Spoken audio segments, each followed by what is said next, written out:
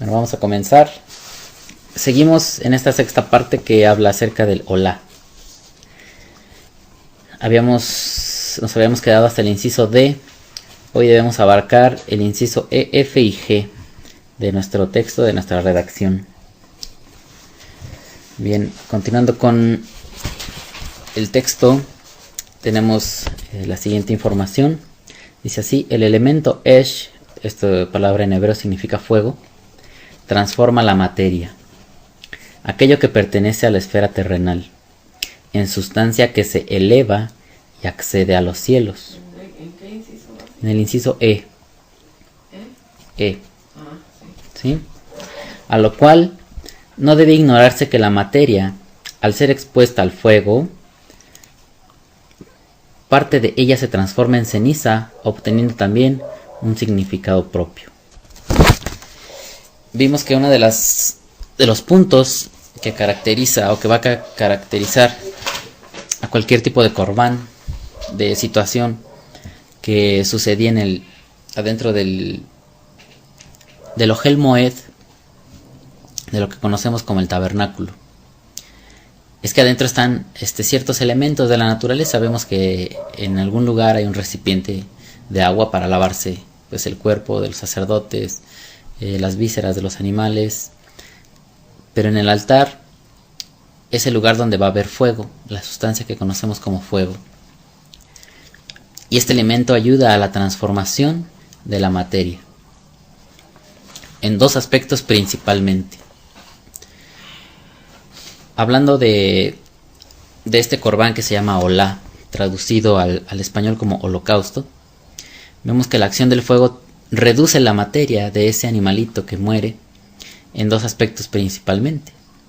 Vemos que va a quedar reducido a ceniza, una parte de él, pero otra parte se convierte en humo, en gases, en materia que se desprende hacia los cielos y que se eleva. Y veíamos buena parte del significado del corbán en esto, ¿no? En esta reacción que sucede, pensando que nosotros somos seres limitados, somos seres terrestres, y viniendo a nuestra mente el razonamiento a través de querer alcanzar al Creador y alcanzar a identificar que Él está en los cielos. Una persona terrestre, ¿cómo podría alcanzar al Creador? Para nosotros sería muy difícil pensar que podemos elevarnos hasta los confines de los cielos, ¿no? Aún el día de hoy, aunque el ser humano construye aviones, cohetes espaciales y satélites que vayan a través de la galaxia, pero queda mucho cielo por descubrir y prácticamente es inmenso, es infinito y se ve inalcanzable por el ser humano. Pero hablando de eso es en el aspecto muy de lo físico, ¿no? Pero teniendo en cuenta que ¿Qué? físico. ¿Qué? Físico.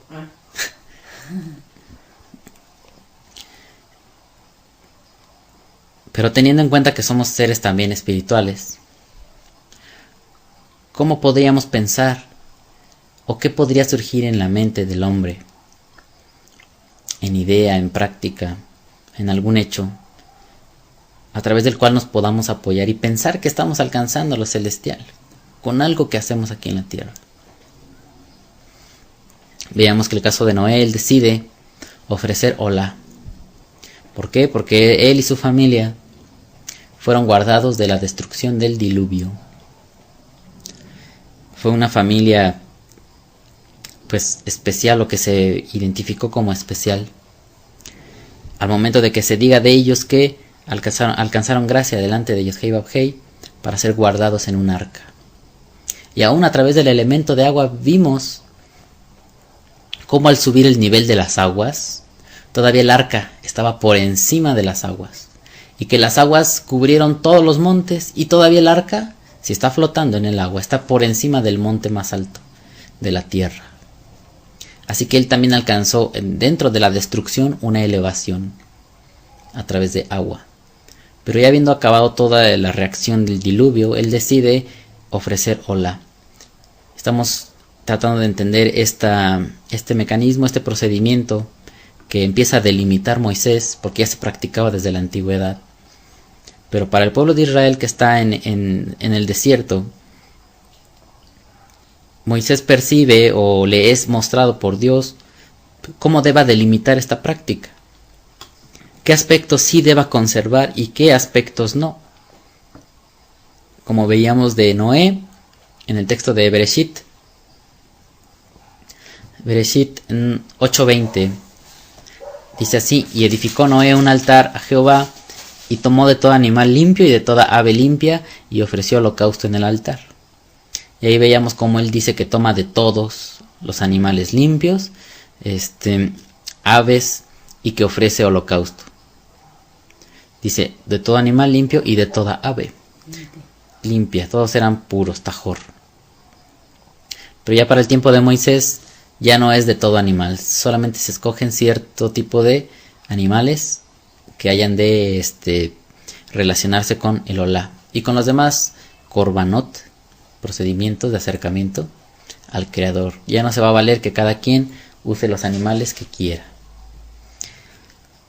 Parte del sentido de esto es proteger de la diversidad.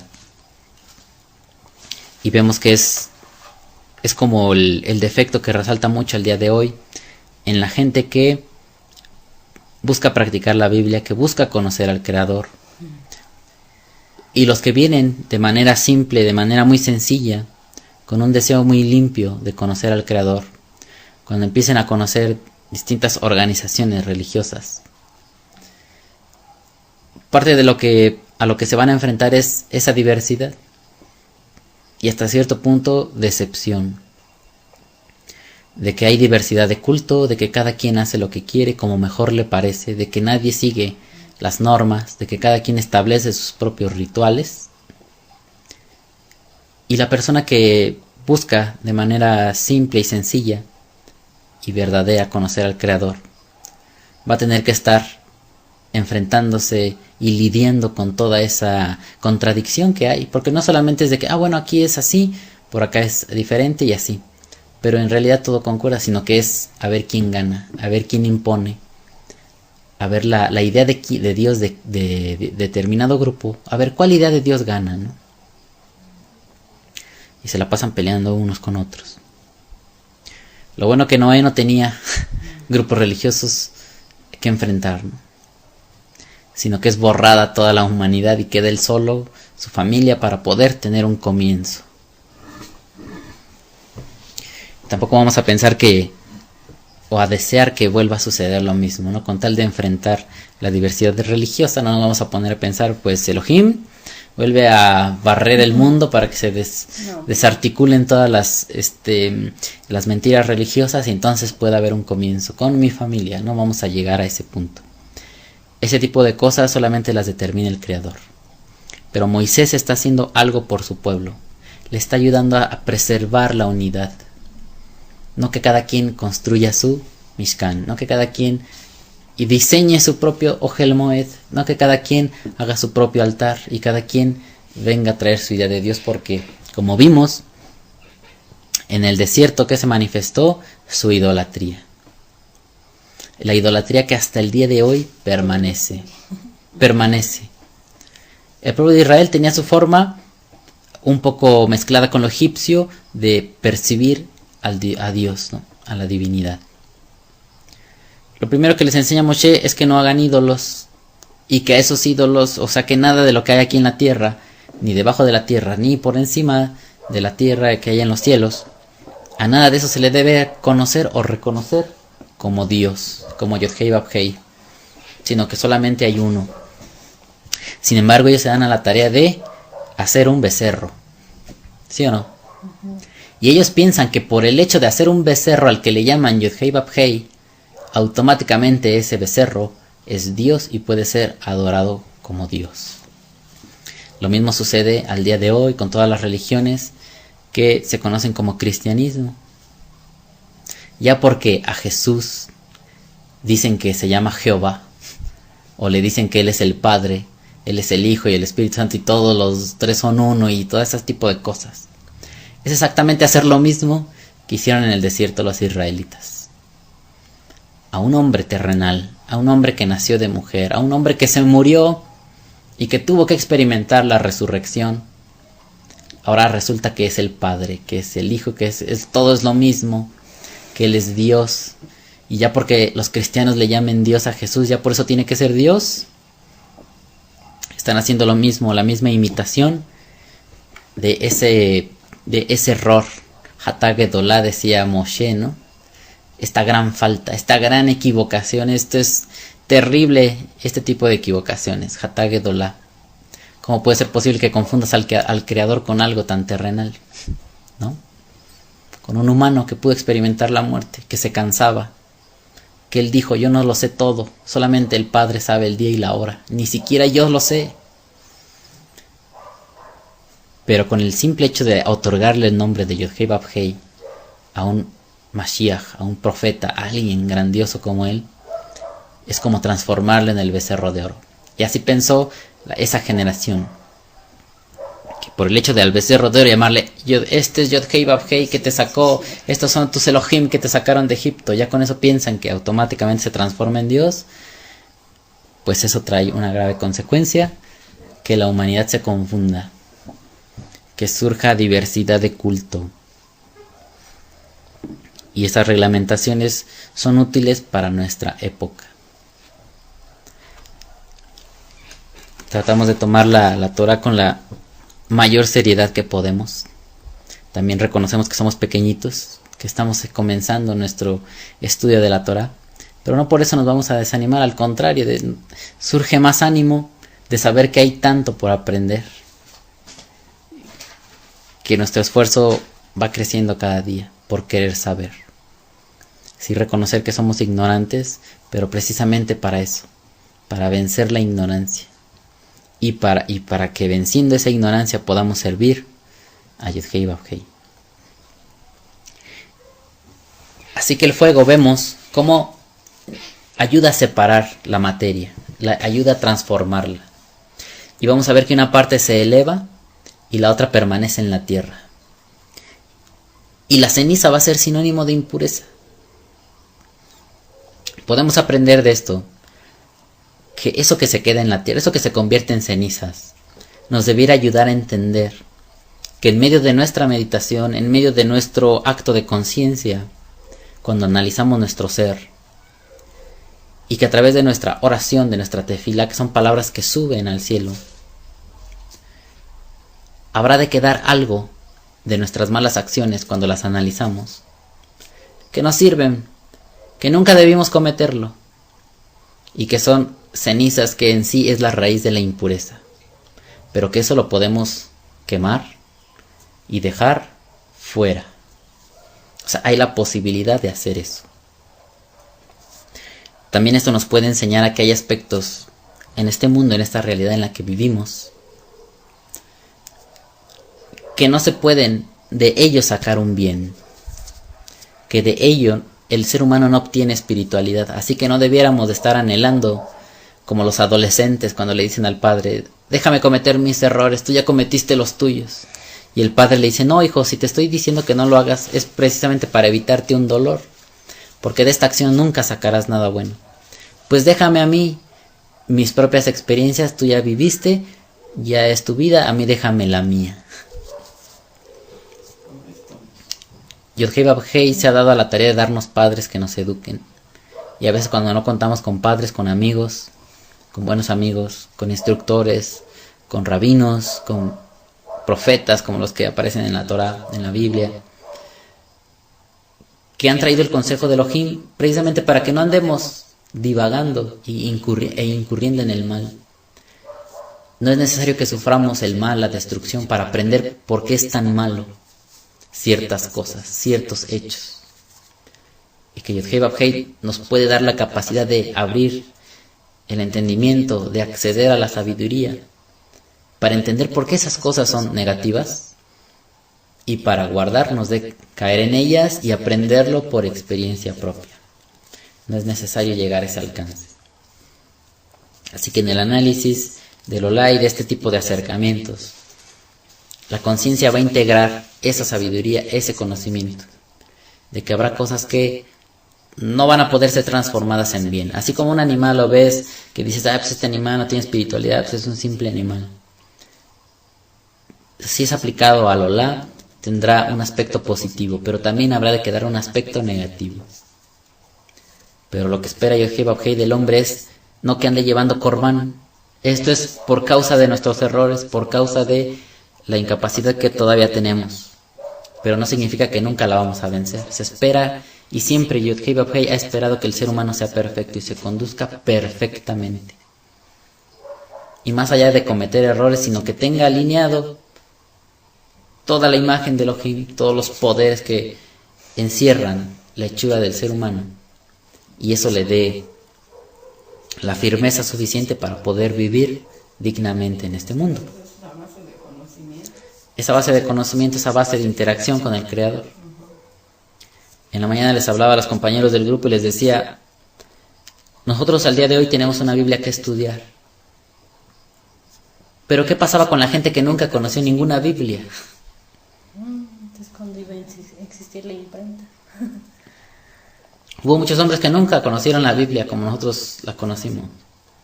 Y ya había la capacidad de acercarse al Creador. Mayor que la que tenemos nosotros. Y muchos de ellos superaban a todos los de esta generación con todo y los estudios que digan y las músicas y los conciertos que hacen y lo que digan que van a hacer. No le llegan a nada a esos personajes que nunca tuvieron una Biblia en la mano, pero que se apegaron mucho más al Creador que cualquiera de nosotros al día de hoy. Así que de todo eso tenemos que tener una conciencia, debemos estar en búsqueda de ser perfectos. Después analizaremos ese tema de la perfección, porque la perfección de la Torah no es la que conoce la gente de aquí, que piensan que uno nunca se equivoque, o que uno nunca dude y esas cosas, o que si dices que eres perfecto ya te estás sintiendo Dios, porque solamente Dios es perfecto, ¿no? Por eso el hombre fue hecho a semejanza, no a igualdad. Se puede reflejar una semejanza a esa perfección. Bueno, vamos al inciso F, dice así: otro aspecto que permanece dentro de las Korbanot es la manera en cómo describe la Torah la aceptación de Yod-Heh Vav-Heh hacia este tipo de prácticas. Remontándonos al caso de Noaj, en Bereshit 8:21, queda expresado el efecto hacia los mundos superiores como Vayarak, Yod-Heh Vav-Heh, Et Rehan y Joja, y compadeció a Yod-Heh Vav-Heh el olor fragante. De esta frase ya hemos analizado un poco. Por ahí nos preguntaba, a mí me preguntaba la tía Sara, que cómo es eso de que a Yod-Heh Vav-Heh le es olor fragante las ofrendas. ¿Cómo podemos entender eso? ¿Por qué Moisés explicaría esas cosas? ¿Por qué las redactaría así? Esta frase aparece desde Bereshit 8:21. Dice así en la Biblia en español: y percibió Jehová olor grato y dijo Jehová en su corazón, no volveré más a maldecir la tierra por causa del hombre, porque el intento del corazón del hombre es malo desde su juventud, ni volveré más a destruir todo ser viviente como he hecho. Así que dice, él percibe olor grato. Es esa frase, Vayaraj, Yod-Heh Vav-Heh et Rehan y Joja, y dice, y compadeció a Yod-Heh Vav-Heh el olor fragante. Y veíamos que cuando hemos estudiado un poco de Cábala, que es el mensaje más interno, más oculto, interior de la Torah, descubrimos que Yod-Heh Vav-Heh no es una persona, que Yod-Heh Vav-Heh en sí son 4 mundos, 4 fases de la realidad, mundos gigantescos, inmensos. Pero ¿de qué manera podríamos siquiera rasguñar un poco de esa sabiduría, de ese conocimiento, si no nos apoyamos de lo que aquí podemos conocer? Vemos que a lo largo de la historia el hombre ha tratado de explicar a Elohim lo que él hace, sus obras, a través de ver semejanzas entre lo que somos nosotros, lo que es el hombre, y ver cómo transportada esas habilidades o esas manifestaciones al Creador. cuando en realidad en Bereshit dice que nosotros somos hechos a imagen de Él, pero al momento de que nosotros tratamos de ingresar al ser de Elohim, nosotros le hacemos como somos nosotros. Es como si nosotros lo transformáramos a nuestra semejanza. Es como lo inverso. Así que el hombre se da la tarea de decir, esto fue olor fragante ante Yod-Heh Vav-Heh. ¿Por qué hacemos eso? Pues simplemente de hacer comparaciones. De decir, bueno, Yod-Heh Vav-Heh está furioso. Y es lo que veíamos la vez pasada. Él estando furioso y analizando cuando nosotros estamos furiosos, ¿cómo se manifiesta la furia? A través de nuestra nariz. ¿Sí o no? Y viendo que esto conmueve a Elohim, lo compadece, porque así es la palabra que yo pude encontrar, bueno, que vemos en la Torah que dice Vayaraj. Yo la estuve buscando esta raíz y es como la raíz de Rahamim, Vayaraj, se compadeció y compadeció Yod-Heh Vav-Heh, et rehan y joja, o sea, el olor fragante. Y veamos cómo este mismo lenguaje, cómo nos lleva a deducir lo demás. ¿Por dónde se perciben los olores? ¿Por los ojos? No. ¿Por los oídos? No. ¿Por las manos? No. ¿Por los pies? Tampoco. Sino por la nariz. Y habiendo captado Noé, habiendo sido testigo de la furia que se desató en su tiempo, y al momento de él ofrecer esto, él percibe que el Creador cesa de su ira, de su furia, y se compadece él de la humanidad. Y ¿cómo corresponde? O sea, corresponde a estas palabras. Y dijo Jehová en su corazón. Ahora también igual lo mismo, ¿no? ¿Cómo que Jehová tiene corazón? O Yod-Heh Vav-Heh iba a tener corazón. No volveré más a maldecir la tierra por causa del hombre, porque el intento del corazón del hombre es malo desde su juventud. Así que ya a través de estas palabras ya se está mostrando ese rahamim, esa misericordia. A través de que él haya, como lo relata Moshe, con los términos que él usa, percibido con su nariz. Pero nosotros sabemos que el Creador no tiene nariz. Este lenguaje se usa por causa de nuestro entendimiento. Porque no hay otra forma de podernos explicar las cosas celestiales más que apoyándonos de lo terrenal que somos y conocemos. Es como Yeshua, para enseñar acerca del reino de los cielos, ¿qué tenía que hacer? Hablar en parábolas. Hablar en semejanzas de cosas, de procedimientos, de fenómenos que nosotros podemos saber y entender, para entonces de ahí transportarnos a algo que es más elevado. Por eso él decía, el reino de los cielos es semejante, pero no decía, el reino de los cielos es esto. No hacía afirmaciones de ese tipo, porque el reino de los cielos no está relacionado en sí con las cosas como las vemos, sino solamente son semejanzas. Nos ayudan a captar, pero lo demás habremos de percibirlo de manera espiritual. Así que, ayudándose del lenguaje y de lo que se conoce, se habla que Yod-Heh Vav-Heh huele, ¿no? Percibe olor grato, reja ni joja. Reja es olor y ni joja grato, agradable. Ni joa, algunos lo pronuncian así, en Israel reja ni joa, así. Y bueno, continuamos aquí en la redacción, dice, en Baikra también se preserva el mismo pensamiento.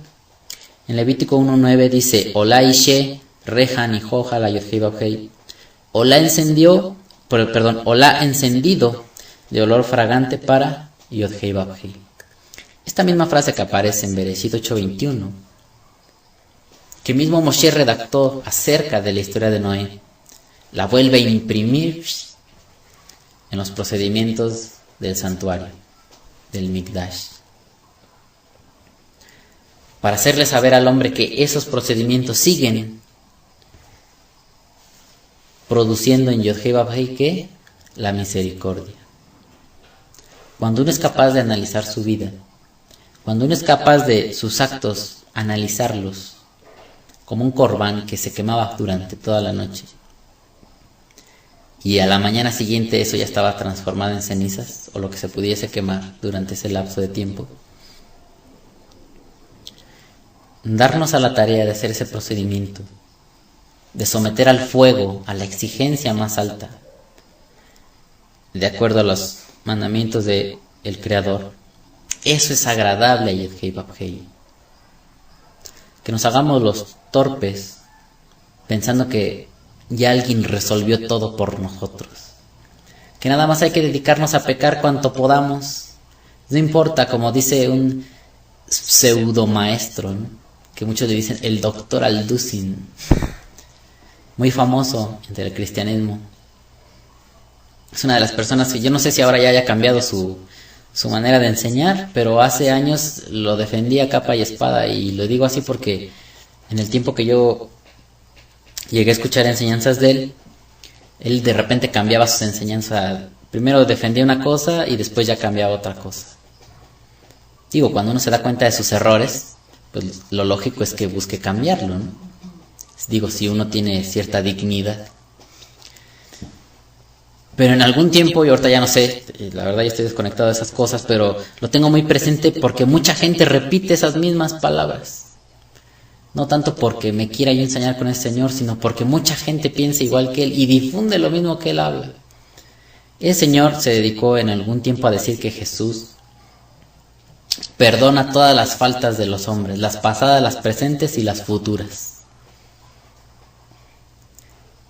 Y no es el único hombre que he escuchado que dice esas cosas. Mucha gente se dedica a hablar esas cosas. No, tú te vas a ir al cielo porque Jesús ya murió para salvarte. Y todas las faltas que cometiste ya te las perdonó. Las que estás cometiendo, y las que vayas a cometer a futuro también ya están perdonadas. ¿Por qué? Porque la salvación no se pierde. Y empiezan a fraguar sus propias ideologías, ¿no? A veces sí es un poco molesto tener que retomar estas cosas, porque estamos estudiando Torah, pero finalmente estamos envueltos en medio de todas estas cosas. Mucha gente que conocemos se la pasa repitiendo esto y confía su vida plenamente a este tipo de enseñanzas. Así que eso no permite crecer, eso no permite desarrollarnos, que nos digan eso. Eso no sirve. Aparte, nunca nadie enseñó eso. Si alguna vez alguien exigiera, a ver, demuéstrame en algún texto que diga esas palabras, no podrían hacerlo. Porque si no, entonces, ¿en qué consistiría el juicio de Elohim? Cuando dice que primero empezaría por su casa. Si todos los de su casa están perdonados hasta el futuro, ¿cómo podría entonces juzgar primeramente a los de su casa y después a los de afuera? Pero bueno, son ideologías. Y todo eso ha venido a oscurecer el mensaje de la Torah, porque aquí nos habla de exigirnos siempre crecer, exigirnos elevar, pero elevar es a través de someter al fuego. Y como veíamos, uno de los requisitos, de lo principal, primordial que hay en el Olá, es que sea voluntario. No es de que alguien te esté diciendo y te esté hostigando que vayas, que lleves eso, sino cuando en ti surge la capacidad de autoanalizarte y de saber que acudiendo al Creador, Él va a propiciar una inspección más minuciosa de tu ser. Y como veíamos, un acercamiento al Creador siempre va a exponer faltas, también los aciertos que podamos lograr. Él nos va a enseñar, vas por buen camino, pero no va a estar ocultando que también habremos de crecer en algunas áreas. No te dice, ya estás perdonado, vente para acá. No, estoy esperando a que te mueras para recibirte aquí en el cielo. Eso no existe. Además que en el desierto a nunca nadie se le prometió que se fuera al cielo, ¿no? Pero bueno. Entonces, vemos aquí esas frases de olor fragante se conserva en Vaikra 1.9. Dice, como fue explicado en el inciso anterior, el elemento fuego, esta es la palabra Esh, dice, forma parte del Olá y también de otros mecanismos comprendidos en las Korbanot, con lo cual se indica el factor que transforma la materia en dos entidades. Una se eleva y la otra permanece en la tierra. El uso de expresiones tales como rejan y joja, olor fragante, sirven para que de alguna manera el entendimiento humano acceda a la infinitud del Creador, por medio de expresiones que le son familiares y aplicables a su entorno. Decir o pensar que el Creador tiene nariz, con la cual puede percibir el olor que desprende el olá, persigue tal objetivo. De otra manera, ¿cómo podría el hombre tener pensamientos claros acerca de Yod-Heh-Vav-Heh, entendido como 4 ocultamientos, o sea, 4 mundos, sin apoyarse de la realidad que conoce? Y eso es lo que estoy tratando de explicar, ¿no? ¿Cómo ustedes podrían explicarle cómo es, por ejemplo, una ballena a un ciego de nacimiento? Nunca ha visto nada, no conoce ni la luz. No, súper difícil. Y tú le dijeras, estoy viendo una ballena, y él nunca ha visto nada. ¿Cómo se le puede explicar a un ciego algo? Alguien que ha sido ciego de nacimiento. Pues eso, no, está muy difícil. Si tú le dijeras, es que las nubes son así como... Es como son así de color blanco, no sabe qué es un color blanco. Son así como bombeaditas. O como la luz, si nunca nunca he visto la luz. ¿Cómo se explica algo a un ciego de nacimiento? Cuando el hombre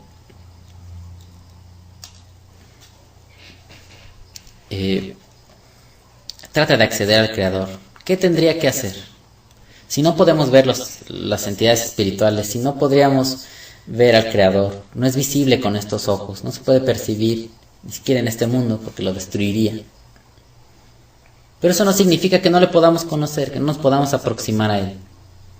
Ya vendrán otros ciclos de existencia donde el ser humano se acerca más a Él. Pero estando en este, ¿cómo podemos asegurar o no que el Creador existe? Pues cuando a través del espíritu, a través de la nefesh, se detecta algo de Él, no nos queda otro remedio más que compararle con lo que conocemos, ¿no? Por eso veíamos a Yeshua como le llamaba que Él era un padre. Porque en Él veía los cuidados de un padre que se preocupa por el hijo para que crezca, para conducir al hijo, para instruirle, y porque el padre muchas veces busca dejar su imagen en su hijo, ¿sí o no? Cuando un padre es exitoso, quiere que su hijo sea exitoso. Cuando un padre tiene cierta educación y cierto grado de estudio, también va a buscar que su hijo lo logre. Cuando un hombre es valiente, tiene ciertas cualidades, también va a querer que su hijo las tenga. Y Yeshua percibía al Creador así, como un padre que lo está dirigiendo, que le suple su necesidad, porque el Padre también alimenta, el Padre educa, el Padre ve en tu enfermedad. Y si Yeshua alguna vez se sintió enfermo, Él veía como Dios escudriñaba su corazón y le ayudaba a levantarse. Cuando Él iba y oraba por la mañana es para recibir la dirección de cómo habría de desenvolverse durante el día. Y veía a su Padre dándole consejos. Y era muy... señalaba mucho al Creador como un padre. Pero no porque sea ningún padre, ¿no? Es mucho más allá que eso. Pero apoyándose de lo que conocemos, así le asemejamos. Así que este lenguaje corresponde a ello. Para que podamos tener una cierta idea y a través de ellas, como si fuésemos ciegos, ¿no? Vamos palpando. Si tal vez no lo vemos. Y un ciego, ¿qué más le correspondería hacer? No tiene vista. Pero dice, pues déjame tocar algo para que yo me digas cómo, ya que no la puedo ver a una ballena, Si yo la tocara, ¿cómo sentiría? ¿No? Entonces ya a lo mejor le acercas un pescado o algo así. Es como esto. Ah, bueno. Y ya se quedaría con alguna cierta idea muy defectuosa, ¿no? O muy limitada. No digamos defectuosa, muy limitada. Pero usó lo que tenía. Y tal vez le dirían, oye, pero la ballena hace este ruido. Y con el oído captaría otra cosa. No la ha visto. Ya tocó algo semejante y escuchó el sonido que hace una ballena. Y entonces se echa al agua y se oye un ruidazo de todo el agua que expulsa. Y, debe ser gigantesca, ¿no? Es gigantesca, no te puedo decir como un camión porque tampoco has visto los camiones.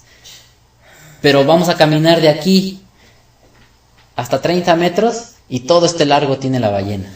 Todos estos pasos bueno, ya no vio nada, pero a través de los pasos que pudo dar el ciego, ya puede tener algo en su mente, una cierta idea de qué tan larga es una ballena. Pero aún así no es no es lo más cercano, pero no es Y ya se va acercando poco a poco, pero sigue sin captar con los ojos. Algo de esa ballena se le está perdiendo, o mucho de esa ballena. Así somos nosotros. Ya ven por qué tenemos que ser para tener todas las facultades y a través de todas, no solamente de algunas, captar al Creador. Por eso muchos se han desviado en su identificación de Yod-Heh Vav-Heh y al Mesías le llaman Yod-Heh Vav-Heh. Porque están ciegos, porque están sordos y además están inválidos. Y como les ayuda tantito a superar cierta cosa, ya por eso lo hacen Dios. No, les falta captar más al Creador. Pero como no son capaces, o sea, no tenemos tan fácil la facultad de desarrollar todos nuestros sentidos. Con tantito ya pensamos que es Dios. ¿No? O cualquier cosa ya la hacemos Dios. Y es ahí donde falla el hombre. Porque no anhelamos y no deseamos crecer.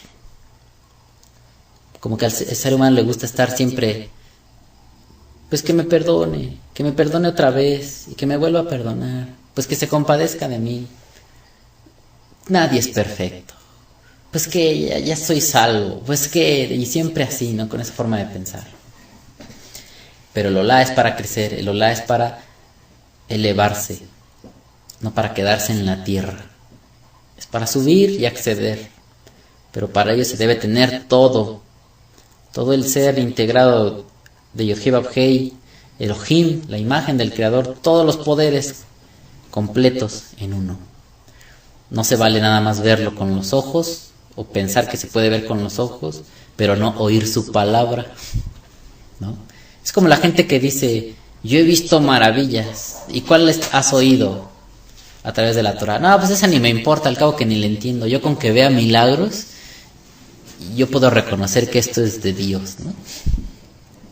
Como está de moda creer en Dios a través de los milagros, es nuevamente propiciar lo mismo.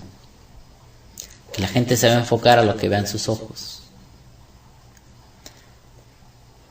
Pero fíjense, una persona que tiene todos los sentidos menos la audición, otro gran problema.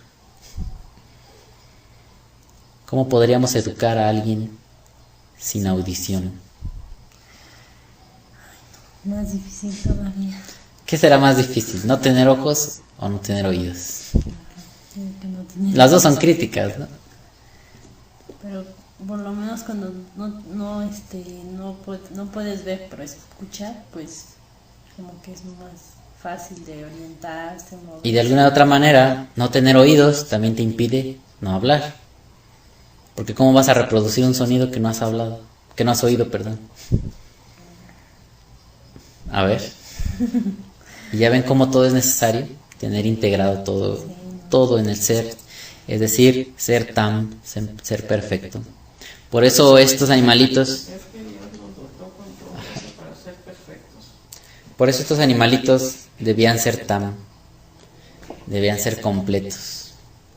Que no les faltara una patita, que no estuvieran ciegos, que no estuviera sarnoso, que no tuvieran defectos. Bueno, vamos a continuar.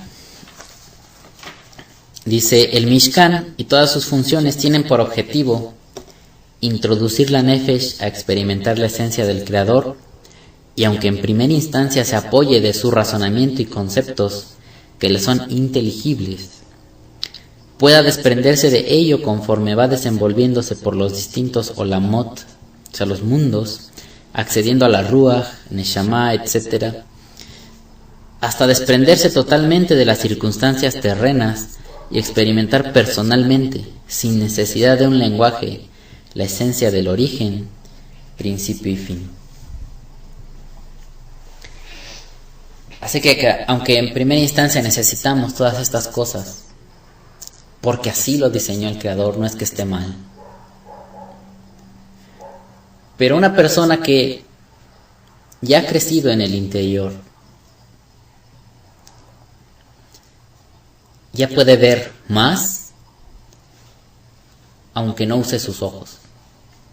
Cuando escucha, ya puede oír más y entender más de lo que sus propios oídos físicos le dejan entender. Cuando habla, puede hablar cosas tan grandiosas que ninguno de los demás que tienen boca las hablaría, porque ya está experimentando algo distinto. Muchas veces vemos como, así en la vida común, hay personas que están inválidas, que no tienen piernas o que quizá se accidentaron y las que tienen ya no funcionan, pero tienen más deseos de vivir que todos los que tenemos piernas. Vencen más obstáculos que nosotros que las tenemos funcionando bien. Y personas como ellos son ejemplos de vida. Aunque no conozcan Torah, al menos dejan en evidencia nuestra pereza, nuestra flojera y nuestra apatía a la vida. Pues ¿qué sucede con el hombre que, sirviéndose de este cuerpo que Yod-Heh le ha dado y le ha diseñado de una manera perfecta, pueda desprenderse de él y para ciertos aspectos de la vida supere estas limitaciones, porque también nuestro cuerpo está limitado, y vaya más lejos de esto?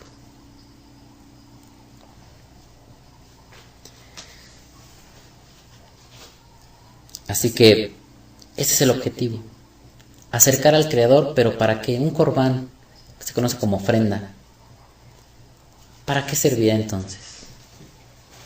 Es acercarse al Creador, tener un punto de contacto con Él, a través de lineamientos que Él te da, que te puedan delimitar la práctica y no vayas a andar divagando en tus razonamientos. No que el razonamiento esté mal, sino razonar con ciertas limitaciones para guiar en el camino y no desviarse mientras lo recorremos. Y todo esto habrá de conducirnos a Él. Pero en sí el contacto ya no es físico, sino el verdadero contacto es lo que puede hacer la Nefesh, la Ruach, la Neshama, Hayá y Ejidá, el desenvolvimiento del ser interno. Por eso vamos a ver que ya este es el primer capítulo de Vaikra donde se habla del Olá. Y hasta este punto al hombre que dice que se acerque a mí, se le llama Adán, como el primer Adán, ¿no? Que veíamos que venía de Adamá, de la tierra esa rojiza que había. Pero en el capítulo 2, cuando ya se pase a la ofrenda, a la minjá, al corbán que se le llamaría minjá, que es de productos de la tierra, ya va a hablar ya no de Adán, ya va a hablar de Nefesh. O sea que Yod-Heh le está enseñando a Moshe, cuando alguien haga minjá, ya no se va a acercar a mí el hombre. En realidad se está acercando la Nefesh. Ya no estoy tratando yo con carne y sangre, ¿no? Como en el lenguaje hebreo se usa. Yo estoy percibiendo la Nefesh ya del que está practicando minjá. Y vamos a ver que la minjá es precisamente la que llevó Caín y Abel. Así que una minjá que deja al descubierto la Nefesh del hombre. Y la Nefesh del hombre es su código, su ser, su sangre. Y ahí es donde el Yod-Heh detecta más palpablemente si algo está por corregirse o no. Mientras que el Olá todavía sí se percibe obviamente la Nefesh, ¿no?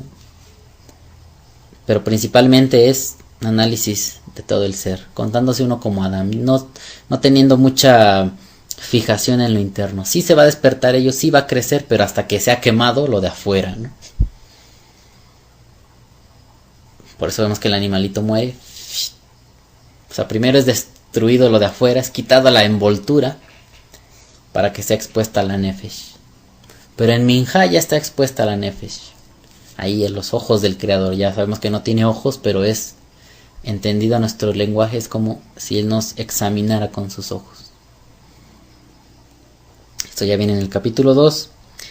Entonces vamos a continuar. Por último, en el inciso G dice así: por último tenemos un elemento indispensable presente en el Olá y en otros mecanismos descritos por la Torah, el Mizbeach.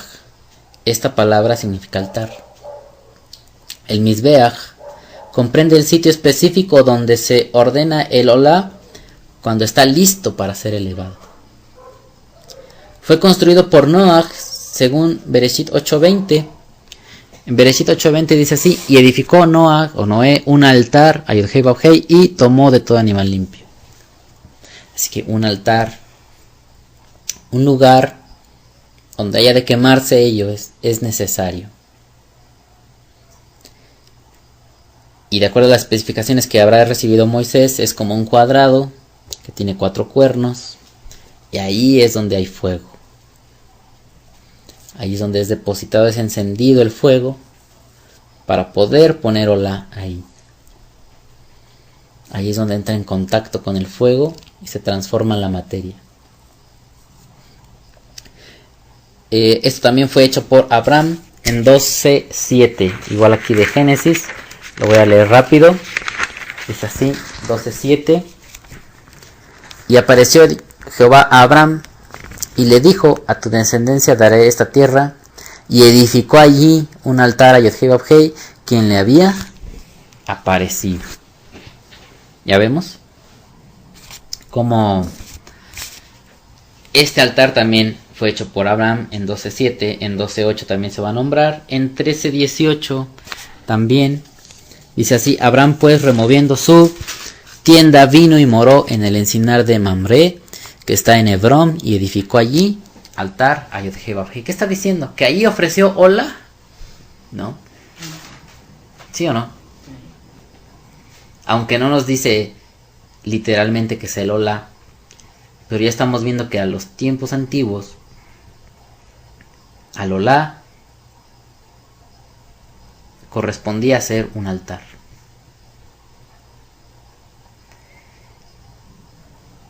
Pero ¿qué sucede con esto del Olá? Lo más importante, de acuerdo al texto que vimos con Noé, a esta redacción, es que la compasión del Creador se manifiesta a la vida de ese que manifiesta el Olá. ¿Qué sucedió con Noé? Ahorita vamos a hablar de Job. ¿Qué sucedió con Noé después de haber hecho Olá? Resulta que el Creador hace pacto con él. Hace una alianza de no volver a destruir la tierra por conducto de agua. Pero todo esto a través de un pacto.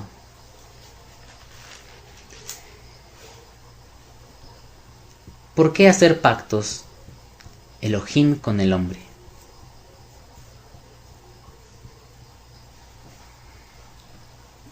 No como una respuesta, ¿verdad? Sí, como una respuesta.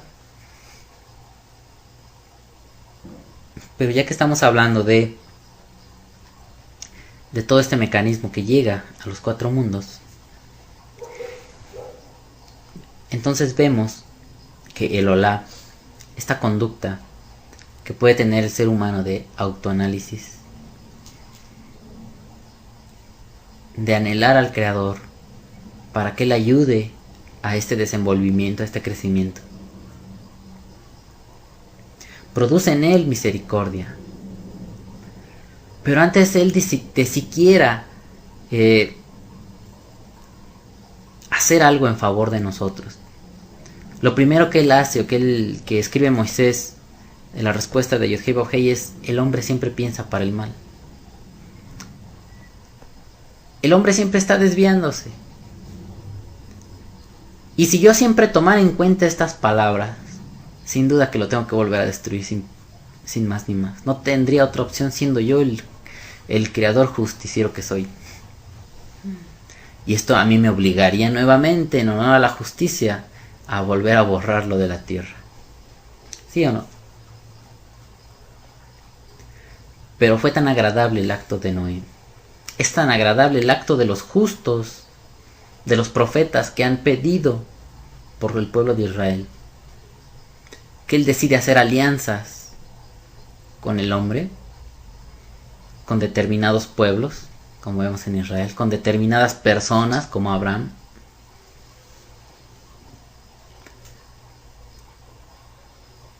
para poder seguir manifestando la misericordia. Y no que se ignore la justicia que él tenga que emitir hacia los malos actos del hombre, sino que por honor, por el mérito de esos hombres que sí se dieron a la tarea de apegarse al Creador, pueda ser perceptible la esperanza de que aún la humanidad toda podría transformar su mente. Es decir, si Noé lo logró, ¿por qué los demás no? Si Abraham logró tener ese acercamiento, a pesar de haber salido de tal idolatría, de un país idólatra, ¿por qué los demás idólatras no? También los demás podrían. Que cueste mucho trabajo, y eso es importante tenerlo en cuenta. Pero el Yod-Heh-Vav-Heh decide establecer pactos para poder seguir manifestando fielmente esa misericordia. Por ese olor grato, por ese acto que a él le ayudó a disminuir su furia.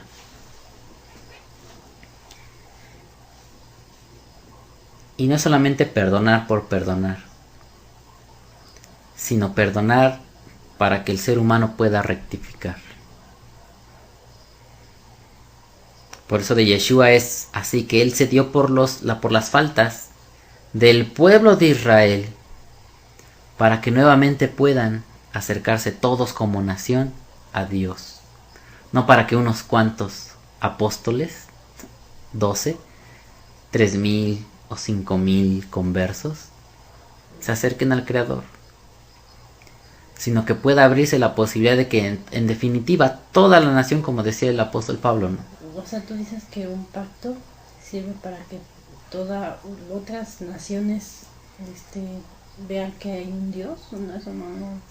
No. O sea, eso puede ser visible a través de un pacto. Ajá. Pero el pacto es como la forma de Yod-Heh-Vav-Heh de responder en honor a esa buena acción que hace el hombre, que se desprende de lo profundo del corazón de un hombre, de querer rectificar su camino. Y como el Creador sabe que de continuo se va a estar desviando el hombre, como dice en esa parte del 8, 20, 21 en adelante, donde dice: no volveré más a maldecir la tierra por causa del hombre, porque el intento del corazón del hombre es malo desde su juventud. Así que eso ya lo da por hecho, que si él ha destruido la tierra, sin duda alguna lo volvería a hacer, porque solamente es cuestión de tiempo, de que haya más hombres en la tierra para que vuelvan a extraer el mal y a inyectarlo acá. Ya. Pero un pacto va a ayudar a tener muy presente ese olor que alguna vez él disfrutó, cuando un hombre verdaderamente y de todo su corazón se volvió al Creador en agradecimiento por perdonarle la vida. De que hay la esperanza de que si ese hombre decidió construir esa arca y cambiar su modo de vida, viendo las condiciones del hombre diríamos cualquiera, no, eso es imposible. Pero sostenido a través de un pacto es como decir, sí será posible y voy a sostener mi misericordia hasta que lo logre, ¿no? Porque Yod-Heh Vav-Heh ve esperanza en la humanidad. Sí ve los errores, ciertamente, y nunca se ha olvidado ni se ha hecho el ciego de que no ve las maldades de los hombres. Pero no solamente ve eso, también ve la capacidad de respuesta positiva de todos. Y para ello da pactos, para que esa misericordia permanezca firme de ese pacto, de esa promesa, de ese juramento, y pueda seguir en marcha el plan que él tenía hacia el hombre. Así que veíamos a Abraham, Jacob también lo hizo alguna vez, Isaac. Dice, y también los jóvenes israelitas, después de haber recibido la Torá, hicieron Olot, antes de siquiera haberse ordenado la construcción del Mikdash. Esto lo veíamos en la parte donde está Moshe con ellos, cuando les dice que son Mamleje, Kohanim, Begoy, Kadosh, o sea, una nación santa y apartada, un reino de sacerdotes y nación apartada. Y cuando ellos van a subir y que establecen divisiones y que algunos de los primogénitos ofrecen olá. ¿Cómo ofrecen olá si todavía no había Mikdash, no había santuario? No les habían sido dadas las reglas de Vaikra. Eso surge el primer día que se establece el Mishkan, o sea, todo el mecanismo del templo, es cuando lo llama Yod-Heh Vav-Heh de Vaikra, el Moshe Yod-Heh Vav-Heh, o sea, lo llamó a Moshe Yod-Heh Vav-Heh para decirle esto. Cuando alguien se acerque, cuando un Adam se acerque a traerme olá, que haga esto y lo otro y aquello. Pero estaban los jóvenes en el desierto y ofrecieron también olá. Así que es una práctica que muchos ya conocían. A través del libro de Vaikra se sintetiza, se reduce a ciertos aspectos y nos enseña que todo acto físico, todo hecho físico, también encierra un aspecto espiritual.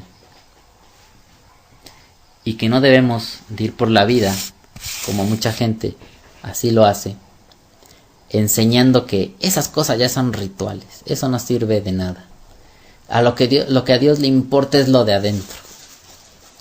Pues es una gran mentira. Porque Yeshua dijo que primero lo de adentro y después lo de afuera. No que no importa lo de afuera. Él dijo, sí, primero lo de adentro. Primero no limpias el vaso por dentro y después por fuera, para que todo esté limpio.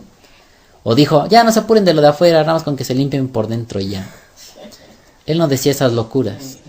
Él era un maestro de la Torah. Y el libro de Vaikra enseña eso. Precisamente que se espera del ser humano, o al menos del hijo de Israel, que tiene esa conciencia elevada de espiritualidad, que lo logre todo, en su aspecto físico y en su aspecto espiritual. No como las naciones que dicen, no importa, puedes comer carne de puerco. Y a ver, ¿por qué no comer rata también? A ver, cómete un perro. A ver, si se vale comer puerco, pues también se vale comer todas las demás animales que son inmundos. Y ahí como que ya no gustaría, ¿verdad?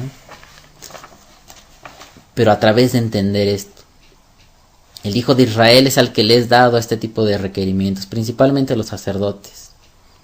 Y también el israelita que practica esto de la manera más sincera y apegada, no que lo están obligando. El que no lo quiera hacer, que no lo haga. Pero los que sí lo quisieron hacer, los que tenían el deber de hacerlo por pertenecer a la nación de Israel, tenían que exigirse al máximo. Y no estar menospreciando la Torah. Como que, eso va a ser quitado, eso no sirve. A Dios le importa lo de adentro. Pues ningún profeta dijo eso. Ni Yeshua se atrevió a mencionar tal cosa. Él dijo, no se limpia primero lo de afuera y después lo de adentro y después lo de afuera para que todo esté limpio. ¿Sí, no?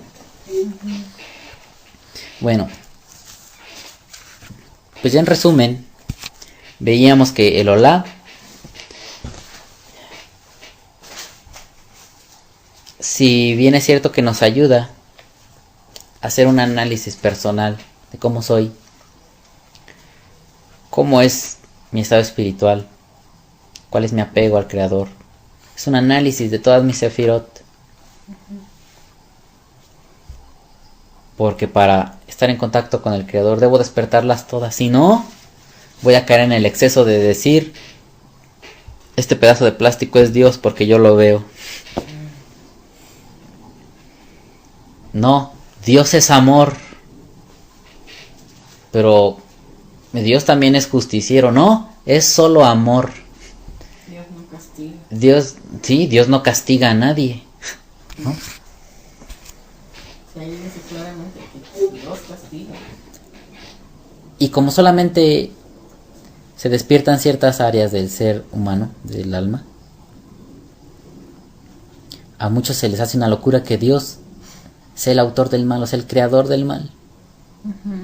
Muchos no pueden soportar esa idea, como que Dios hizo el mal. No es cierto, es un ángel que se rebeló y que se cayó del cielo y que quiso hacer maldades, y han fraguado todo eso para dar su explicación del mal.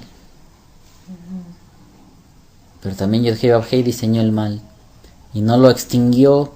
Él lo podría suprimir en cualquier instante, pero también lo deja que tenga influencia en el mundo. Es más, lo dejó limitado, y lo que hace que tenga influencia es el hombre, cuando se opone a la voluntad del Creador. Pero finalmente tiene un objetivo: que el mal esté ahí reservado en algún lado, y que el hombre tenga, a través de su rebeldía, la capacidad de liberarlo y de traerlo aquí a hacer destrozos. Pero muchas personas no pueden soportar eso, porque solamente les gusta ver que Dios es milagrero, que Dios es amoroso, que Dios te va a dar un carro, que Dios te va a dar tu empresa, que Dios te va a dar una casa, que Dios te va a dar todas las mujeres que quieras, que Dios es tu genio de la lámpara, que todo lo que se te antoje te va a cumplir. Y eso es el defecto, eso es un defecto. Como esos animalitos que eran defectuosos, esos no se pueden ser ofrecidos. Tiene que ser alguien tan... Pues ya para finalizar quería leer Daniel 9:21. Vamos a ver el ejemplo de una persona que cuando ya no fue destruido ya se le llamaba Bet Hamikdash, el templo, es decir, ya un lugar fijo.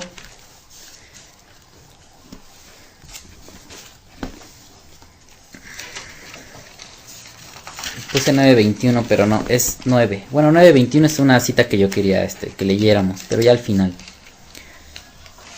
¿Cuál vamos a leer ahorita? 9.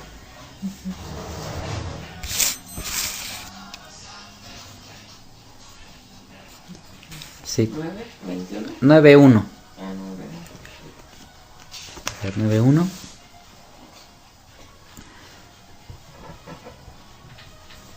Vamos a leer mejor desde el 3, 9:3. Esta es una oración del profeta Daniel. El templo de Jerusalén ya había sido destruido. Pero nosotros comenzamos nuestro estudio diciendo que todo en la Torah está vigente hasta que no pasen el cielo y la tierra. Mientras sigan de pie esta creación, todo lo que haya sido escrito en la Torah es real y es aplicable en todas las épocas. La esencia, el principio. Si bien es cierto que al día de hoy no se sacrifican animales, no se matan, no hay un lugar físico construido en Jerusalén para ir a hacer estos mecanismos, pero el que está cerca del Creador es capaz de seguir usando la esencia de ellos. Y tenemos el ejemplo de el profeta Daniel, que fue un hombre que a través de su oración consiguió el efecto del Olá. Estando el cautivo en Babilonia, estando afligido por su pueblo que estaban dispersados, que estaban siendo esclavizados, otra vez oprimidos como alguna vez lo estuvieron en Egipto, después de haber tenido un acercamiento con el Creador, de haber disfrutado de una propia tierra, de haber tenido paz en su país, al haber insultado al Creador con sus idolatrías, fueron dispersados. Pues aunque muchos no lo hayan hecho este análisis, veíamos nosotros que el Olá no solamente consiste en que yo me analice como ser individual, sino que el Olá también requiere que nos analicemos como miembros de la sociedad a la que pertenecemos, como miembros de la familia que pertenecemos, como miembros de la nación en la cual nacimos. No se vale nada más decir, Dios, pues yo soy bueno, también tengo mis defectos, ayúdame y gracias por todo. Sino también vernos incluidos en nuestra familia. Y es lo mismo que hacía Job cuando decía, ofrecía Olá, pero no por sus hijos. O sea, no es porque el Olá es voluntario. Tú no puedes decir, Dios te traigo un Olá por Alejandra, Dios te traigo un Olá por este amigo, mira, uno que apenas conocí, pues te traigo un Olá pues, por si algo puedas ayudarle. Eso no existe, eso no sirve. Sino es yo viendo mi relación en conformidad o lo que yo soy de acuerdo a esta familia que pertenezco. Así que es lo que yo hago y lo que hacemos mis hijos y yo. Este Olá es por la rectificación que yo espero de mi ser para que pueda tener efecto hacia mis hijos. Porque es muy fácil quejarse de que los hijos son esto, lo otro y aquello, pero el padre no esté haciendo su labor, ¿no? Es muy fácil criticar a los políticos que son rateros, ladrones, charlatanes, esto y lo otro, pero tampoco ni aportamos nada ni hacemos ningún esfuerzo por cambiar las cosas. Esa es una actitud muy comodina, ¿no? Sí, estar tirando piedras a todos, pero estarse olvidando de que uno podría afectar a los otros para bien, para algo positivo. Entonces Daniel se da la tarea de elevar una tefilá que logre el efecto del Olá. Dice así, y volví mi rostro a Dios, el Señor, buscándole en oración y ruego, en ayuno, cilicio y ceniza. Y oré a Jehová mi Dios e hice confesión, diciendo, ahora Señor Dios, grande, digno de ser temido, que guardas el pacto. Fíjense, hay pacto de por medio, ¿no? Hay algo que él ya decidió de poder suministrar su misericordia, de poder manifestarla a través de un pacto, porque sabía que en algún momento determinado de la historia, la nación de Israel y todas las demás naciones tendían al mal. Pero hay pactos de por medio, y eso lo sabe el profeta Daniel. Dice que guardas el pacto y la misericordia. Es lo que hemos visto ahorita. A través del Olá, por eso Vayara, José se compadeció y decidió hacer un pacto. Dice, con los que te aman y guardan tus mandamientos. Hemos pecado, y aquí empieza él a incluirse dentro de todas las atrocidades. No dice, ellos han pecado, Dios perdónalos. Hemos pecado. Hemos cometido iniquidad, ya vimos que es la palabra avón. O sea, prácticas antiguas, en vez de haberlas suprimido y borrado de la historia, las hemos venido perpetuando, todos, no nada más ellos. También Daniel se sentía parte de esa generación, es parte del Olá. O sea, si Noé se vio salvo, se vio guardado del diluvio, en su razonamiento él debió haber expresado, yo también era semejante a ellos. O sea, si hacemos un análisis verdadero, nadie de aquí podríamos decir, yo nunca he ofendido al Señor, nunca he ofendido al Creador. Es como decía Yeshua, ¿no? Si la quieren apedrear, pues aviéntele la primera piedra el que esté libre de falta. ¿Y a dónde los lleva? A reconocer que todos le hemos fallado. Y Daniel, no por ser un profeta, no por ser alguien calificado por Elohim para llevar su palabra, él no va a huir a lo que él representa. Aunque él no se haya visto idolatrando, pero es parte de esa nación idólatra. Aunque tal vez él nunca se haya ido con prostitutas, él es parte de esa nación que fomentaba la prostitución. ¿Y eso qué significa? que si nosotros nos decimos ser los portadores del bien, pues para que haya tanto mal no estamos haciendo tan bien nuestro trabajo, ¿no? Porque no estamos influenciando ese bien que supuestamente tenemos para que los demás mejoren. Así que en realidad todos somos responsables de todos. Eso es un valor muy alto que hay en el pueblo de Israel. Entonces dice aquí, hemos pecado, hemos cometido iniquidad, hemos hecho impíamente y hemos sido rebeldes y nos hemos apartado de tus mandamientos y de tus ordenanzas. No hemos obedecido a tus siervos los profetas que en tu nombre hablaron a nuestros reyes, a nuestros príncipes, a nuestros padres y a todo el pueblo de la tierra. Tuya es, Señor, la justicia y nuestra la confusión de rostro. Como en el día de hoy, lleva todo hombre de Judá, los moradores de Jerusalén y todo Israel, los de cerca y los de lejos, en todas las tierras donde los has echado a causa de su rebelión, con que se rebelaron contra ti. Oh Jehová, nuestra es la confusión de rostro y nuestros reyes, de nuestros príncipes y de nuestros padres, porque contra ti pecamos. De Jehová nuestro Dios es el tener misericordia y el perdonar, aunque contra él nos hemos rebelado y no obedecimos a la voz de Jehová nuestro Dios para andar en sus leyes que él puso delante de nosotros por medio de sus siervos los profetas. Todo Israel traspasó tu ley apartándose por no obedecer tu voz, por lo cual ha caído sobre nosotros la maldición y el juramento que está escrito en la ley de Moisés. Siervo de Dios, porque contra él pecamos. Él ha cumplido la palabra que habló contra nosotros y contra nuestros jefes que nos gobernaron, trayendo sobre nosotros tan grande mal, pues nunca fue hecho debajo del cielo nada semejante a lo que se ha hecho contra Jerusalén. Conforme está escrito en la ley de Moisés, todo este mal vino sobre nosotros y no hemos implorado el favor de Jehová, nuestro Dios, para convertirnos de nuestras maldades y entender tu verdad.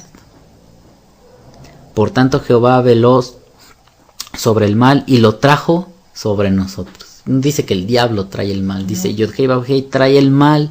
Él fue el quien nos hizo este mal. Entonces, a ver qué sigue. Dice, porque justo es Jehová nuestro Dios en todas sus obras que ha hecho, porque no obedecimos a su voz.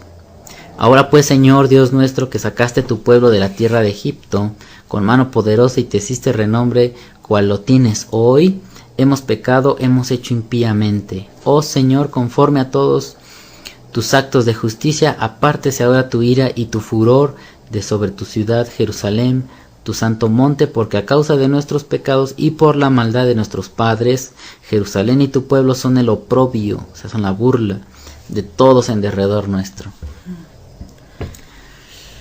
Ahora pues, Dios nuestro, oye la oración de tu siervo y sus ruegos, y haz que tu rostro resplandezca sobre tu santuario asolado, por amor del Señor.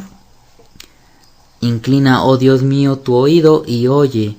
Abre tus ojos y mira nuestras desolaciones y la ciudad sobre la cual es invocado tu nombre, porque no elevamos nuestros ruegos ante ti, confiados en nuestras justicias, sino en tus muchas misericordias. Oye, Señor, oh Señor, perdona, presta oído, Señor, y hazlo. No tardes por amor de ti mismo, Dios mío, porque tu nombre es invocado sobre tu ciudad y sobre tu pueblo. Así que aquí prácticamente termina diciendo por amor de ti mismo. No como el mensaje de que Dios te ama tanto que mató a su hijo por ti. Esas cosas son por sí mismo. Esa misericordia que Él da es por sí mismo. Para que su nombre ya no sea pisoteado por las acciones malas, primeramente del pueblo de Israel y también de los demás pueblos. Pero aquí el profeta Daniel está hablando de Israel, de su pueblo. Él se cuenta dentro de este suceso. Él no dice, ellos son los malos, ya perdónalos. Si son de lo peor, ten piedad de ellos. Si ten piedad de nosotros. Nuestra es la confusión de rostro. En el 20 dice, aún estaba hablando y orando y confesando mi pecado y el pecado de mi pueblo Israel. Y derramaba mi ruego delante de Jehová mi Dios por el monte santo de mi Dios. Aún estaba hablando en oración cuando el varón Gabriel, a a quien había visto en la visión al principio volando con presteza, vino a mí como a la hora del sacrificio de la tarde. Ya vimos, y me hizo entender y habló conmigo diciendo, así que hay un sacrificio en la tarde. Podríamos entender, quizá, cada quien haga su propio juicio, cómo se practicaba el olá en Israel. Cómo habían sido instruidos a hacer un olá por la mañana y otro olá por la tarde. Eso lo vamos a ver en Vaikra 6. Ahí vienen las reglas del holocausto.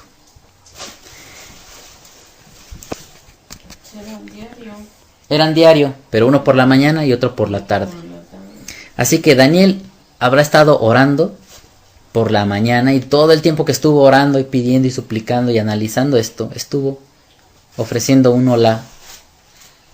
Y ya cuando se acercaba la tarde, ya tocaba otro olá. Y es cuando surge otro, aquí dice sacrificio de la tarde, la expresión que aparece es Erev Minhat. Ya sabemos que una minja es la que lleva granos. Pero recordemos que el olá también podía ser acompañado por granos. O sea, se podían fundir las dos, olá y minja, y los dos eran olá tamid, un olá completo acerca de las dos cosas. Entonces, aquí en el registro que viene es que Erev Minhat es la palabra que, Minhat Erev, es primero Minhat y después Erev. Es lo que aparece aquí en Vaikra 6.13 y 6.20. Aparecería la expresión Umahatzita va Erev, a la mitad en la tarde. O sea, cuando debía ofrecerse el olá, ese olá del que podemos hablar y entender, que habla en Vaikra 6.13, es a la mitad de la tarde. Y sucede que a esta oración, a esta conducta de Daniel, responde Yod-Heh Vav-Heh con uno de sus ángeles, que se llama Gabriel. Y cuando estuvo alguna vez Zacarías, el padre de que conocemos como Juan el Bautista, también le apareció Gabriel, ¿no? Hablándole en el templo. Y así este mensajero es especial, porque él responde a este tipo de cosas. Así al menos lo describe en estas porciones de profetas, o de este profeta. Así que el significado del olá puede permanecer. Permanece por siempre. O al menos en este mundo. Y no debiéramos de dejar que nos engañen diciendo, eso ya pasó de historia.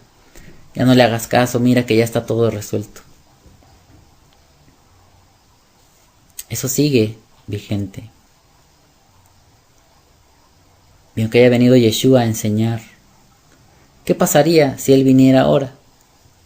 Nadie le haría caso. Lo volverían a matar. Podemos pensar muchas cosas. Podemos ponerlo como, ¿qué pasaría si él viniera ahora? Pero también podríamos hacerlo de la siguiente forma. ¿Por qué no ha venido hasta el día de hoy? Está dando chance. Muchos piensan, nos está dando oportunidad. Pero si él viniera, ¿valdría la pena? No estamos preparados. En primer lugar, el Mesías es de Israel. Haríamos lo mismo que hicieron. El Mesías es de Israel. Es el líder de ellos, de este pueblo. Los gentiles quieren a Yeshua como su líder, pero no practican sus enseñanzas. Las han distorsionado. Y él reinaría, o lo que se espera que haga el Mesías es que reine sobre su pueblo.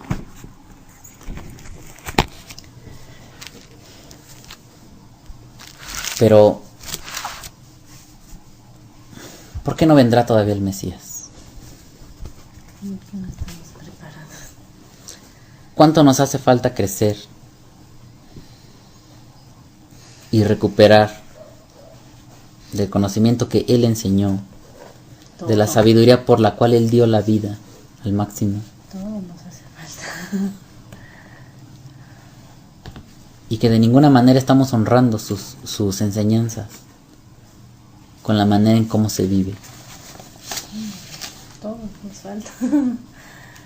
Él podría presentarse a hablar la Torah y muchos le dirían que es judaizante, que los quiere judaizar. Es judío, vamos a crucificarle otra vez. Eso en cuanto a los extraños, ¿no? Pero en cuanto al pueblo de Israel, también muchas cosas tienen que ajustar.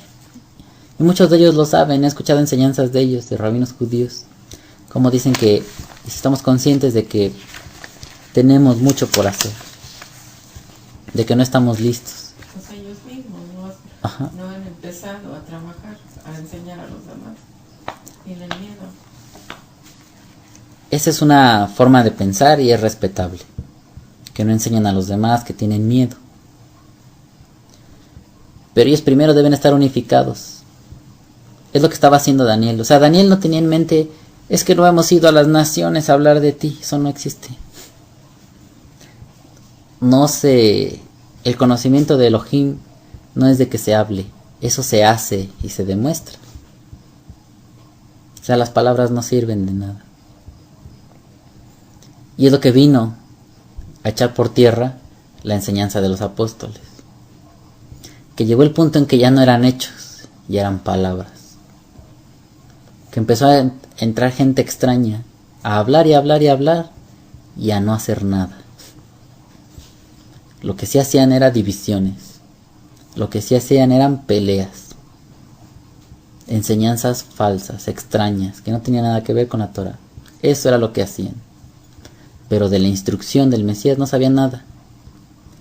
Y Yeshua encargó, vayan y enseñen, pero está hablando de los judíos que están lejos, no de que vayan a enseñarle a todo tipo de gente, sino que primeramente a los israelitas que les enseñen a hacer, a guardar, a practicar lo que Él hizo, lo que Él enseñó,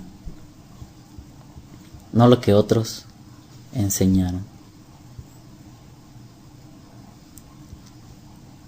Y como esas palabras están lejos de cumplirse, ¿para qué vendría Él?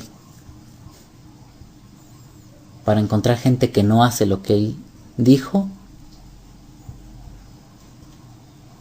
¿Para encontrar gente que hace lo que Él nunca dijo, ni Él nunca hizo? ¿Para qué vendría? Pero pues así vemos que en vano murió. Así vemos que en vano murió. Pero ya sabemos que Yudheba Ojei, con algunos que vea que son fieles, eso alcanza para... Lo peor es que todos dicen, murió por mí. Y es que eso tiene que ver con una mentalidad muy egocéntrica. Humanismo se le llama en la filosofía, ¿no? En el conocimiento así científico. Ideas modernas, humanismo. El hombre se ve como el centro del universo. Dios hizo el mundo para mí. Dios quiere que me vaya bien.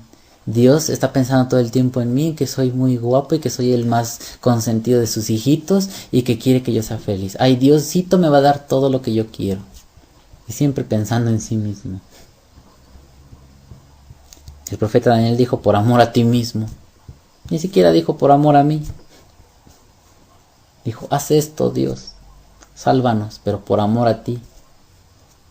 Por tu gran nombre. No porque Él se viera en el centro del amor de Dios. Así que nos hace falta muchas cosas por mejorar. Mucho que elevar. Y no solamente eso, sino afectar de manera positiva a los que nos rodean. Si seguimos afectándolos de manera negativa, pues entonces no podemos decirnos que somos sus alumnos, que estamos aprendiendo de Él. Si vamos a venir a enseñar cosas extrañas a la Torah que Él, o por la cual Él dio su vida y defendió al máximo, No tiene sentido estarnos engañando. Pero mientras tanto, mientras este mundo, esta generación, esta sociedad en la que pertenecemos no ve avances, es tiempo de hacer conciencia y de saber que en algunos puntos tenemos cierta responsabilidad de que no haya avances. Porque en cosas que hemos tenido que hacer, no las hemos hecho, ¿no? Y cuando se abren oportunidades para hacerla, luego no queremos, nos cuesta trabajo. Vemos que hay gente que de repente dice, es que yo siempre he tenido el deseo de aprender de la Biblia y yo siempre he querido esto y lo otro. Pero no pasan de Y llega el momento en que ya se les empieza a dar la oportunidad, o sea, Elohim, no yo, ni estamos hablando de que esto sea de origen humano. Y de repente por cuestiones de trabajo, por un montón de cosas, queda evidente que eso que dijeron fueron puras palabras. Que ya se perdió en el tiempo esas palabras.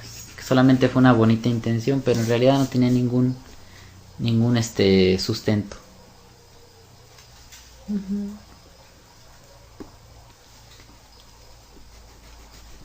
Y este tipo de cosas no debiera desanimarnos, sino al contrario, enseñarnos que hay mucha necesidad de ello, ¿no? Demasiado y nos falta mucho. Todo nos falta. Y más que estar señalando a los otros de que si lo hacen o no lo hacen, estar viendo entonces lo que yo sí voy a hacer. ¿Por qué es por lo que yo voy a apostar? ¿Cuál va a ser mi servicio, Elohim? ¿Cómo yo voy a ayudar a contribuir? A poner un pequeño impulso. No que yo me sienta el salvador, ¿no? Nadie lo puede hacer solo. Ni Yeshua lo pudo hacer. O sea, tan fácil y tan sencillo, ni él lo logró. Él logró algo. Él dejó algo grandioso y gigantesco. Pero él solo no podría. Por eso tuvo que enseñar a otros 12. Mínimo. O sea, principalmente ellos y después a otros. Que no alcanzaron el apego de esos 12, pero él sabía que él solo no lo iba a lograr. Y también nosotros solos no lo vamos a lograr. Pero que sí hagamos lo que nos corresponde. ¿Sí? Por decir, tú en tu trabajo, enfermería, tú darás lo mejor de ti. Y algunos verán al Creador, algo de Él, y te preguntarán, ¿por qué haces esto? ¿Por qué vives así? ¿Por qué tienes tanto deseo porque la gente preserve su vida? ¿Qué ves en ellos? ¿No? Y entonces podrá haber una manifestación del carácter de Elohim, de que Él no da por muerto al ser humano como los demás si lo quieren dar por muerto, y aún si muere Él tiene la capacidad y el poder de revivir a las personas, ¿no? Y que así sea nuestra manera de pensar. ¿Por qué ir a enseñar a algunos cuantos alcohólicos? Si son el desperdicio, si son la escoria de la sociedad, no sirven para nada. Pues si Elohim nos enseñara a verlos así, así los veríamos. Pero como Él ve esas almas que están sufriendo, debiéramos buscar la instrucción de Él para saber cómo podemos ayudarles a ellos. Y otros se encargarán de los niños pobres, y otros se encargarán de los enfermos, y otros se encargarán de los que han sido defraudados por las religiones, y otros se encargarán así. El trabajo es de muchos. No vamos a pensar que nosotros vamos a lograrlo todo. Pero mientras no nos veamos como parte de la deficiencia, no podríamos agradar al Creador. Pero viéndonos así como que Elohim, nos hemos quedado cortos. Nuestra manera de vivir se concentra en mí, en lo que yo soy, en lo que yo quiero. Nada más te pido de mí y de los que yo quiero. Pero eso hasta los gentiles lo hacen, enseñaba Yeshua, ¿no? Si aman a los que os aman, ¿que eso no hacen también los gentiles? ¿Por qué no aman a sus enemigos? Eso es más difícil. Eso ni un gentil nunca lo haría. Eso sí es digno de reconocer. Pero amar a los que te aman, hasta los ateos hacen eso, ¿no? Sí. Así que nos queda mucho por aprender, nos queda mucho por reflexionar. Y esto es parte de la enseñanza del Olá. Dijimos al principio que no teníamos la intención de decir esto es todo lo que se tiene que hablar del Olá, son misterios increíbles. Cuando podamos estudiar más desde la perspectiva de la Cábala, con letras hebreas, con números, con correspondencias, descubriremos cosas más maravillosas. Pero mientras somos pequeños, pues hasta aquí podemos acceder, y si no podemos ni siquiera con esto, ¿para qué saber más? ¿No? Si aún estos primeros pasos ya más claros no nos ayudan a impulsarnos a una buena práctica, ¿para qué el Creador nos enseñaría más si tampoco lo aprovecharíamos? ¿No? Así que con esto es suficiente para mostrar que en verdad tenemos ese deseo de cambiar, de transformar en lo que podamos este mundo, en lo que nos corresponda, y Él irá añadiendo más sabiduría. Y no solamente sabiduría, sino poder para sujetar el mal. Y para ser, si se puede decir de alguna manera, de inspiración a otros. A que sigan al Creador. No que nos sigan a nosotros, sino que sigan al Creador. Que encuentren su destino, para lo cual fueron traídos a este mundo, a esta generación. Y no que anden detrás de otros ciegos, destinados a caerse al pozo. Y como hoy hablamos del ciego, el ciego, ¿qué puede enseñarle a un ciego? Pero tendremos que hacer enemistad con ellos, porque siempre queda uno mal. En algunos casos implica ciertos debates, ¿no? Sí. Pero aún con todo y eso es encontrar el punto clave de cómo poder salir de ese problema o de esa situación de conflicto y transformarlo en algo benéfico, ¿no? Vemos que Yeshua entraba en debate con muchos fariseos, saduceos, políticos, romanos y de gente que lo hostigaba, pero siempre trató de afectar para bien a todos, aunque a veces es inevitable pues sí dar uno que otro descontón por las circunstancias, ¿no? Pero no que eso nos cause placer de estar humillando a los demás, ¿no? Porque así no era Yeshua. Aún con todo y eso él se dolía de ver a su pueblo tan encerrado en tantas normas, como si su alma estuviera apagada y ya no tuvieran hambre de Dios, de estar en contacto pleno con Él. Es como yo les decía, es bueno estudiar aquí, qué bueno que tengamos la oportunidad, la libertad de estar aquí, pero qué mejor sería que conociéramos al Creador cada quien sin necesidad de que nadie nos enseñe nada. O sea, de qué es bueno el estudio es bueno, de qué es bueno tener maestros es bueno. O sea, maestros obviamente dignos, sencillos y limpios en su mente. Pero qué mejor ya conocer al Creador. Cada quien. Sin necesidad de depender de ningún maestro, ¿no? Qué mejor que eso. Pero bueno, entonces el tema aquí del Olá, aquí terminamos. Y el próximo tema sería acerca de la Minja, que sería Vaikra capítulo 2, Levítico capítulo 2.